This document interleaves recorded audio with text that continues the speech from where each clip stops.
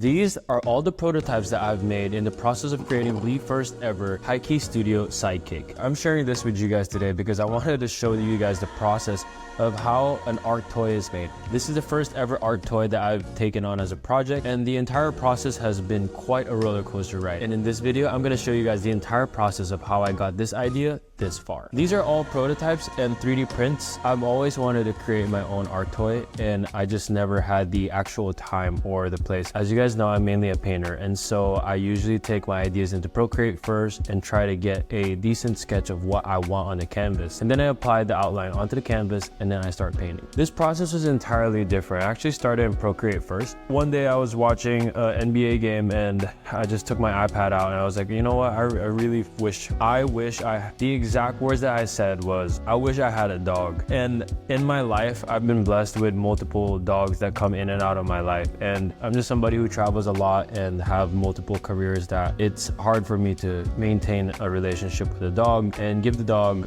what they need. And the reason why I'm creating this is because I once had a studio partner, and his name was Honcho. He was this 100-pound Rottweiler, just big, goofy, and he was the best dog ever. And he would greet all my studio guests with literally the biggest smile on his face. People would be so scared, like, oh my God, it's a 100-pound Rottweiler. And like, he would just greet people. Like, he didn't jump at anybody, and he was just so well behaved that I think he gave people like a new sense of hope of being friends with a huge teddy bear. Like, he was just a teddy bear. Anyways, I really miss him, and I've been living alone. I've been spending a lot of time in the studio just focusing on the craft, the brand, and well, at times I catch myself like, wow, I'm actually like lonely, and I wish I had a dog to keep me company, or just Honcho was back in my life some way, somehow, some form. I mean, he's enjoying the South Carolina weather. This guy's enjoying the great outdoors with his new owner and my former roommate, David. I know they're having a blast because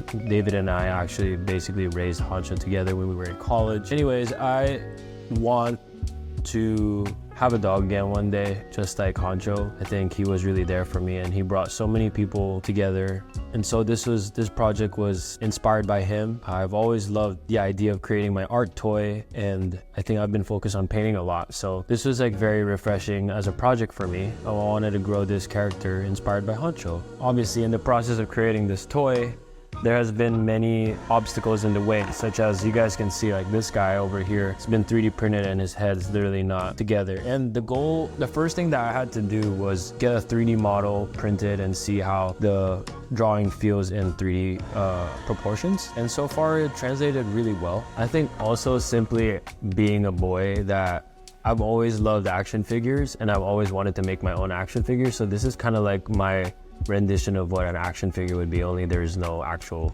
how do I get the arms to move maybe one day. I know that the mold and costing will come into play at that point. I think at the end of the day is nobody owns an idea, it's just who's willing to give life to an idea more than the other person. And I think that comes with passion, dedication, and discipline, consistency. You know, it's how much love and passion you pour into an idea. I like the works of Daniel Arsham, Cause, Warren Lotus. James Jean is also really good. He's been creating something called The Descendant. So I think when I see other people bring their ideas to life, it inspires me to bring my ideas to life. And this is part of the process that I'm working on right now. These are not the final, these are nowhere near where they should be, but this is a start. And you guys are here at the very beginning. So thank you so much for tuning in this episode. I'm so excited to be able to share this journey with you. I'm primarily a painter, so most of my works are actually paintings, art prints, and apparel with graphic designs inspired by my paintings. So if you guys want to see all my past work and what's available in my store, check out Haiki Studio. I'll provide the link in the description below. Anyways, that's it for now. I know I'm going to be talking about this process a lot more in this channel.